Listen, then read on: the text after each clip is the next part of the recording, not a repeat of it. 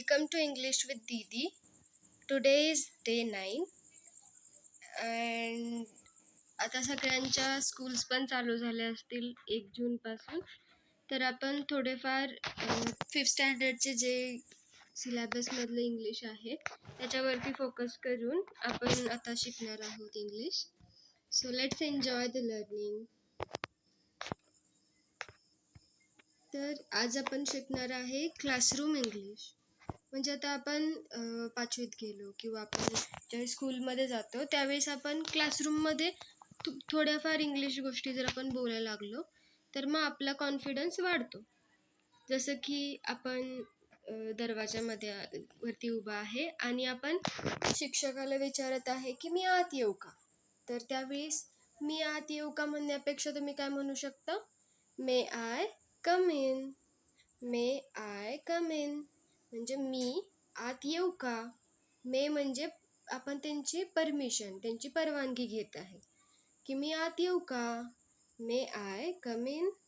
मग टीचर म्हणेल yes you may म्हणजे तुम्ही येऊ शकता. ठीक आहे. तसंच क्लासरूमच्या बाहेर जात असेल तर आपण काय म्हणू, मे आय गो आउट.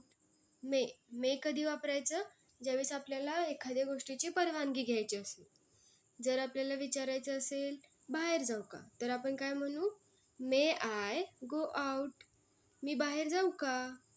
पाणी प्यायचं असेल तर आपण काय विचारणार, परवानगी घेतो आपण म्हणून आपण वापरणार मे. आय म्हणजे मी. ड्रिंक वॉटर म्हणजे मी पाणी पिऊ का. May I drink water. May I go to the washroom. ठीक आहे, मी वॉशरूमला जाऊ का.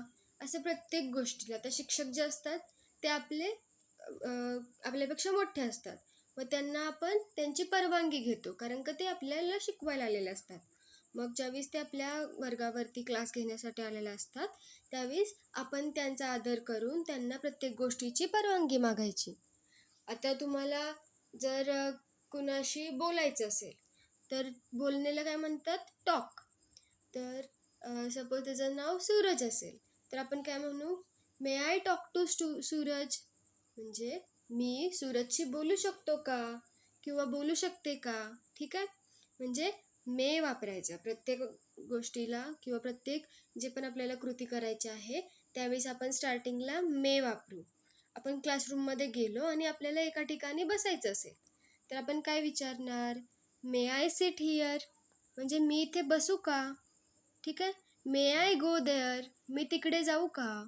म्हणजे एखाद्या गोष्टीची परवानगी घ्यायची असेल, आपल्यापेक्षा मोठी व्यक्ती असेल किंवा आपण एखाद्या व्यक्तीला ओळखत नसू त्यावेळेस हे करू का, ते करू का, इथे जाऊ का, असं आपण ज्यावेळेस आदराने विचारतो एखाद्या व्यक्तीला त्यावेळेस आपण काय वापरतो, मे. आता आपल्याला जायचं असेल गावी किंवा आपल्याला जायचं असेल पिकनिकला मग आपण कसं विचारणार, may I go to picnic. ठीक आहे. मे वापरायचं, त्यानंतर I, go to picnic.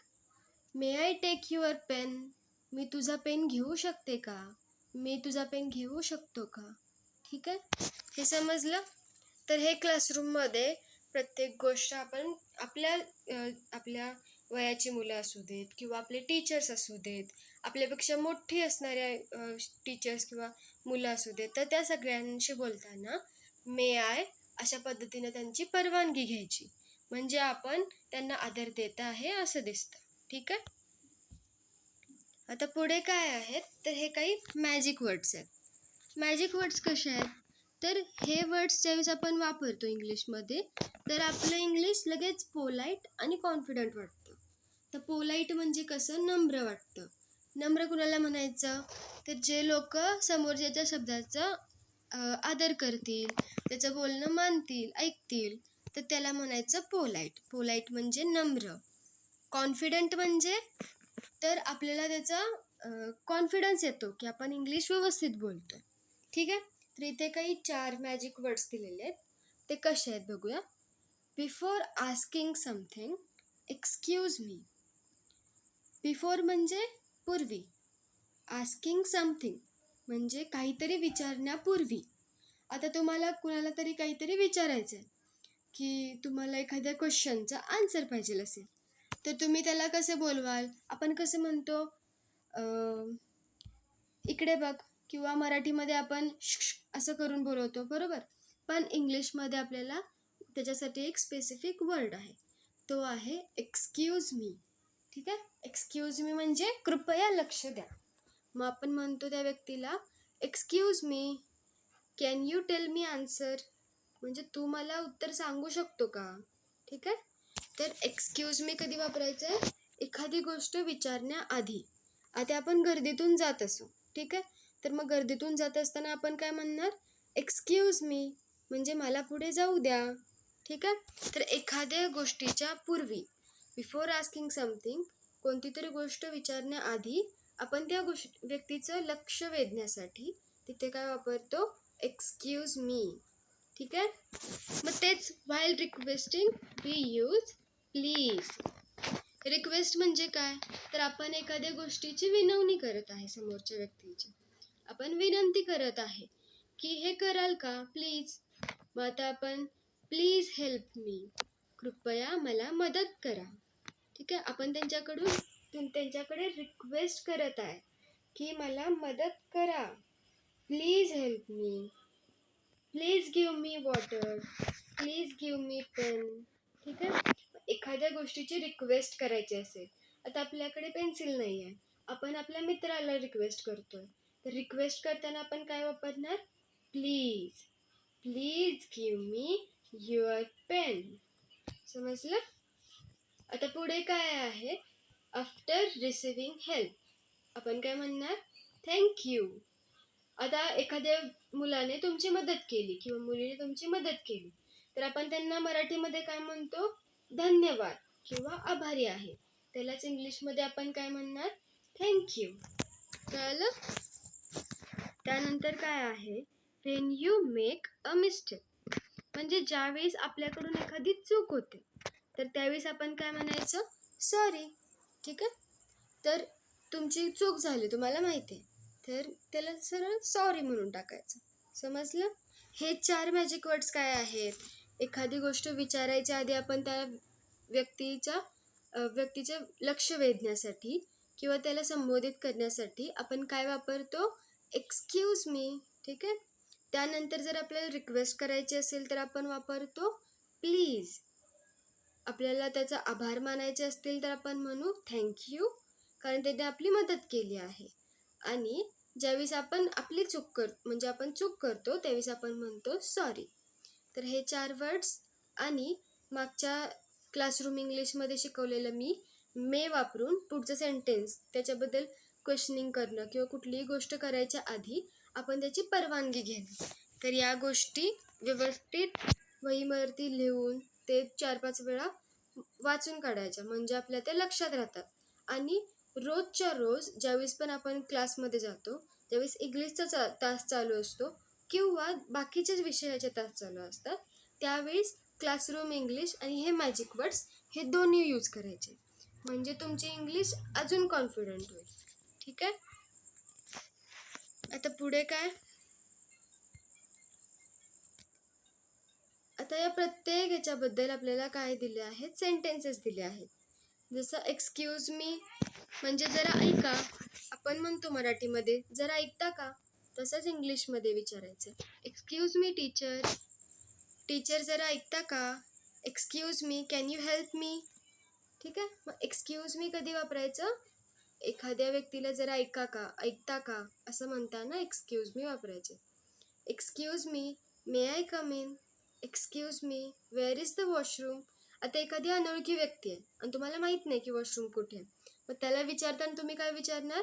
Excuse me, म्हणजे तुम्ही ऐकता का जरा. Where is the washroom, washroom कुठे आहे.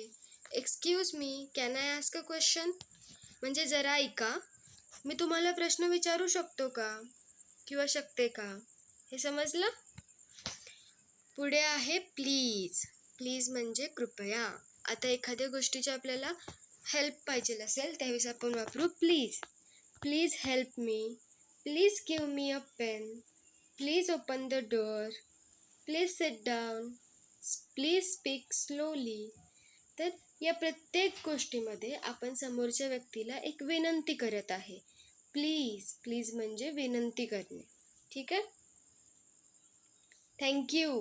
थँक्यू कधी म्हणतो आपण? ज्यावेळेस आपल्याला समोरच्या व्यक्तीचे आभार मानायचे असतात. Thank you for your help. Thank you for the pen. Thank you teacher. आपल्याला टीचर ज्यावेळी शिकवून जातात एखादा टॉपिक असेल क्लासरूममध्ये, तर आपण सगळे त्यांना काय म्हणतो?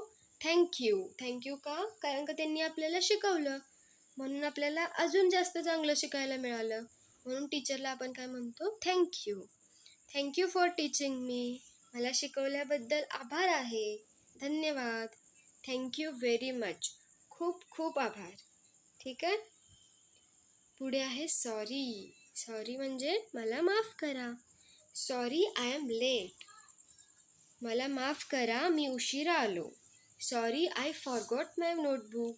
आता तुम्ही तुमची नोटबुक घरी विसरला, त्याच्यामध्ये तुम्ही होमवर्क केला होता, तर तुम्ही कसं म्हणाल टीचरला? टीचरला म्हणायचं sorry teacher, I forgot my notebook. Forgot म्हणजे विसरले. मी माझी बुक विसरलो.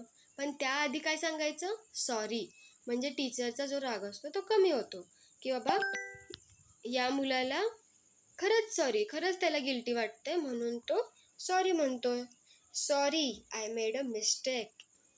मी चूक केली आहे, त्याबद्दल मी माफी मागते. Sorry I cannot come today. मी आज येऊ शकणार नाही, कृपया मला माफ करा. Sorry I did not understand. आता टीचरने काहीतरी शिकवलं जे तुम्हाला नाही समजलं, तर तुम्ही कसं विचारणार? असं नाही म्हणायचं की टीचर मला नाही समजलं. आधी म्हणायचं सॉरी. सॉरी का?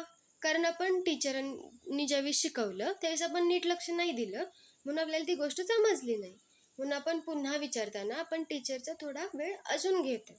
म्हणून आपण आधी त्यांना म्हणू sorry I did not understand. मला नाही समजलं, पण तुम्ही समजावू शकता का? तर आता काय आहे? It's homework time. हे जे पण मॅजिक वर्ड्स आहेत, excuse me, please, sorry, thank you, plus may I go to school, may I come in, may I go out, हे जे पण मेवरून चालू होणारे जे वाक्य आहेत, जे प्रश्न आहेत, जे पण डेली लाईफमध्ये यूज करणार आहे, प्लस आपण आत्ता जे magic words thank you, help, thank you म्हणतो, सॉरी, एक्सक्यूज मी, प्लीज, हे 4 वर्ड्स यांची व्यवस्थित उजळणी करायची आहे. व्यवस्थित वहीवरती, पाटीवरती 5-5 वेळा लिहून मोठ्याने म्हणून त्याचे सराव करायचे. ठीक आहे. आता काय आहे? Observe the picture carefully, find as many words as you can starting from A to Z. ठीक आहे. तर आता हा होमवर्क आहे तुमचा. या होमवर्कमध्ये तुम्हाला काय करायचं आहे? Look at the picture, observe the picture carefully. Observe म्हणजे निरीक्षण करणे. ठीक आहे. केअरफुली म्हणजे काळजीपूर्वक. काळजीपूर्वक आपल्याला या चित्राचं निरीक्षण करायचं आहे. फाइंड, फाइंड म्हणजे शोधणे. As many words as you can. जितके शब्द तुम्हाला सापडत आहेत तितके शब्द तुम्हाला शोधायचे आहेत. कशावरून? Starting from A to Z. तर A पासून Z पर्यंत प्रत्येक अक्षराने चालू होणारा यामध्ये काही ना काही चित्र आहे. त्यात जसं की इथे काय दिसत आहे? ग्रीन, ग्रास आहे. तर G फॉर ग्रास आहे. ठीक आहे. A फॉर ॲपल असेल कुठेतरी, I फॉर आईस्क्रीम दिसत आहे, S फॉर सन दिसत आहे. तसंच प्रत्येक अक्षरावरून A ते Z मधल्या जेवढे शब्द तुम्हाला याच्यामध्ये सापडतील तेवढे शब्द लिहून काढायचे आहेत. हा तुमचा होमवर्क आहे. आज आपण काय नवीन वर्ड शिकलो? ऑब्झर्व. ऑब्झर्व म्हणजे निरीक्षण करणे. केअरफुली म्हणजे काळजीपूर्वक. फाइंड म्हणजे शोधणे. लेटर म्हणजे अक्षर.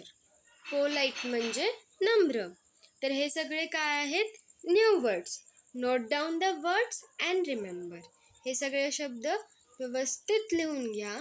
5-5 वेळा त्याचे डिक्टेशन करा आणि त्यानंतर डोळे बंद करून मोठ्याने तर शब्द आपल्याला आठवत आहेत, त्याचे उच्चार आपल्याला आठवत आहेत, हे पहा. हुर्रे! ऑसम!